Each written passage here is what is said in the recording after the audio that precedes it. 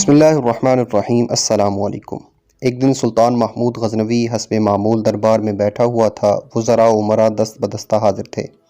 عام لوگ اپنی اپنی عرضیاں پیش کر رہے تھے اور ایک شخص نے آ کر عرض کی، میری شکایت نہایت سنگین ہے اور کچھ اس قسم کی ہے کہ میں اسے برسر دربار عرض نہیں کر سکتا۔ سلطان یہ سن کر فوراً اٹھ کھڑے ہوئے اور سائل کو خلوت میں لے جا کر پوچھا کہ تمہیں کیا شکایت ہے؟ سائل نے عرض کیا، ایک عرصے سے بندگان عالی کے بانجے نے یہ طریقہ اختیار کر رکھا ہے کہ وہ مسلح ہو کر میرے مکان پر آتا ہے اور مجھے مار پیٹ کر باہر نکال دیتا ہے اور خود جبراً میرے گھر میں شب بھر داد عیش دیتا ہے۔ غزنی کی کوئی ایسی عدالت نہیں جس میں میں نے اس ظلم کی فریاد نہ کی ہو، لیکن کسی کو انصاف کرنے کی جرت نہ ہوئی۔ جب میں ہر طرف سے مایوس ہو گیا تو آج مجبوراً جہاں پناہ کی بارگاہ عالیہ میں انصاف کے لیے حاضر ہوا ہوں۔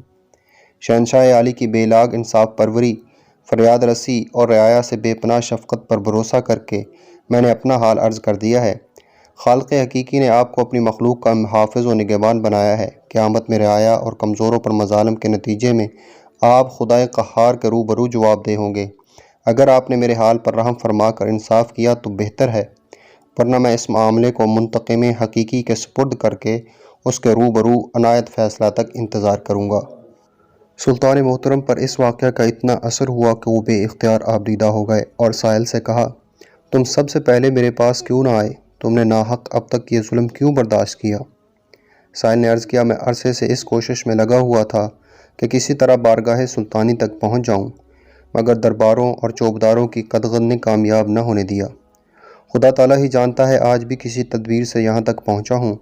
مجھ جیسے غریبوں اور مظلوموں کو یہ بات کہاں نصیب کہ جب چاہیں بے دھڑک دربار سلطانی میں حاضر ہو جائیں اور سلطان کو اپنا درد دل کی کہانی سنا سکیں۔ سلطان نے سائل کو اطمینان اور دلاسا دے کر تاکید کی کہ اس ملاقات اور گفتگو کا کسی سے ذکر نہ کرنا، اور جس وقت وہ شخص تمہارے گھر آئے اسی وقت آ کر اس کی اطلاع کر دینا۔ میں اس کو ایسی عبرتناک سزا دوں گا کہ آئندہ دوسروں کو ایسے مظالم کرنے کی جرت نہ ہو سکے گی۔ سائل نے عرض کیا کہ مجھ جیسے بے کس و بے یار و مددگار کے لیے یہ کیوں کر ممکن ہو سکے گا کہ جب چاہوں بلا کسی مزاحمت کے خدمت سلطانی میں حاضر ہو جاؤں اور مطلع کر سکوں۔ سلطان نے یہ سن کر دربانوں کو طلب کیا اور سائل کو ان سے روشناس کرا کے حکم دیا کہ یہ شخص جس وقت بھی آئے ہمارے پاس پہنچا دیا جائے اور کسی قسم کی مزاحمت نہ کی جائے۔ 2 راتیں گزر گئی مگر سائل نہ آیا۔ سلطان کو تشویش ہوئی کہ نامعلوم غریب مظلوم کے ساتھ کیا حادثہ پیش آیا۔ وہ اسی فکر میں پریشان تھا کہ تیسری رات کو سائل دوڑتا ہوا آستانہ شاہی پر پہنچا۔ اطلاع ملتے ہی سلطان فی الفور باہر نکلا اور سائل کے ہمراہ اس کے گھر پہنچ کر اپنی آنکھوں سے وہ سب کچھ دیکھ لیا جو سائل نے اسے بتلایا تھا۔ پلنگ کے سرہانے شمع جل رہی تھی۔ سلطان نے شمع گل کرا دی اور خود خنجر نکال کر اس کا سر اڑا دیا۔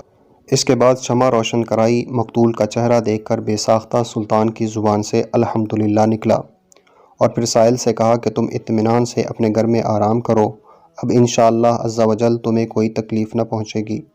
میری وجہ سے اب تک تم پر جو مظالم ہوئے خدا کے لیے انہیں معاف کر دو۔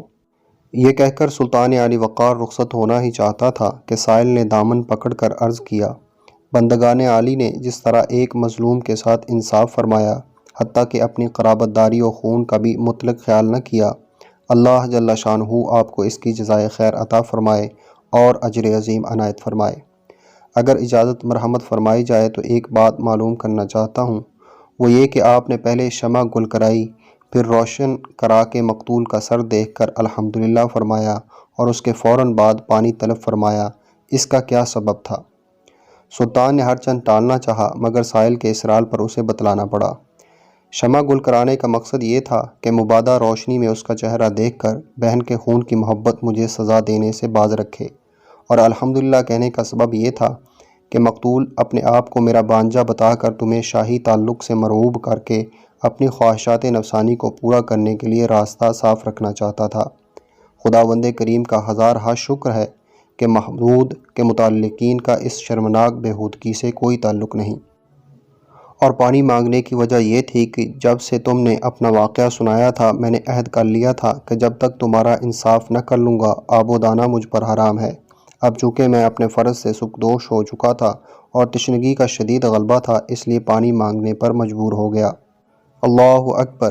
اللہ اللہ یہ وہ وجوہات تھیں کہ انصاف کے رستے میں رشتے حائل نہ ہو سکتے تھے، تو جب بندہ اپنی طاقت کو اطاعت خداوندی کے لیے سرنگوں کر دیتا ہے تو کون ہے پھر جو زمانے میں ایسے سروں کو جھکائے گا؟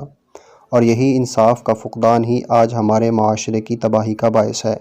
اللہ پاک ہمیں خود سے خودی کو اجاگر کرنے کا ہنر عطا فرمائے، آمین یا رب العالمین۔